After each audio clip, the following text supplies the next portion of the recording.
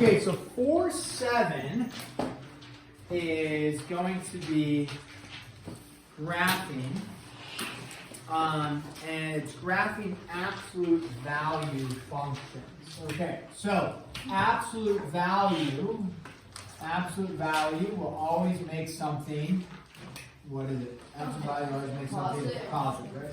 So let's do a little bit of review of just the basics of absolute value, and then eventually, then we're going to get into like graphing absolute value functions. Okay, so let's start with a little absolute value review of 4.7. Let's say I have absolute value of -3. What does the absolute value of -3 give us? 3. Okay, good. What if I have a negative absolute value of -5.1? -5.1, right? That would be a -5.1. Some people, we've talked about this before, right? You can't go negative. Negative is a positive when it's absolute value. If this was parentheses like this, should you say a negative is a positive? Yeah. Absolute value is like a grouping symbol, but it's different than parentheses. So we make this part positive. This remains a negative, so it's a -5.1. Okay, so then let's do something else here. What if I said simplify this expression, and I said we have a -2 and then -5 on the outside there. This, I know, looks like a 21. Let's make it a little more obvious. Absolute value of -2 minus 5. What would our value be? This turns into what? 2 minus 5, so we get a -3. Okay. So there's just the basics of the review of absolute value. Now, let's talk about this. Let's say I have a function f of x equals, let's pick one here.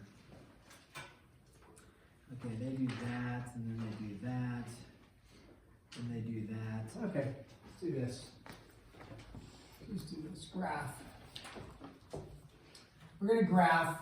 We'll put it in function. We'll call this number 1. Do a few examples. Okay. If they say graph f of x equals absolute value of x. Okay. Remember, f of x is the same thing as what? Y. So if you're going to do these, and you're like, because we're going to graph it, right? When we go to graph, we have an xy plane, right? You plug for x, you put for y. If this notation gets a little like confusing for you, simply say, okay, I'm just going to go y equals absolute value of x. That'll work for us, okay? So that will then help some of you. Some of us will be like, okay, I'm going to plug in for x, I'm going to output for y. Now, when we do this, we can simply set up an XYT chart. Now, I think the book has like some charts, and if you want to do that, you don't have to draw this, but I think I've shown this x, and then they have f of x equals absolute value of x, and they have what f of x is, which is essentially an XYT chart with the work in between. If you want to set that up, you can. I like to just do a XYT chart like this. Now, when we do this, initially you might miss like values that would be important to plug in, and then your graph is going to be off. But with some practice and a few examples, you're like, okay, I know I need to plug in a variety of values so I can see what's going on. Now, if this is all they gave you, how many different numbers can you plug in? What would the domain be? Infinite. All reals, you bet, infinite. Now, range is going to be a little bit different here. We're going to see that. But infinite numbers. So when we go to graph then, when it just says graph this, okay, you shouldn't have just like 3 dots, right? Because you could graph any of the dots in between those dots, right? And then in this case, it's a connected dot. Other times where they say the domain is these 3 numbers and that's it, then you might have a graph that looks something like whatever, well, let's make a connected opportunity. If they only said the domain is these 3 numbers, then you would only plug in those 3 and you get 3.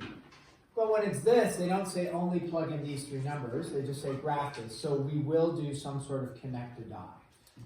All right, now, what's a typical value we plug in?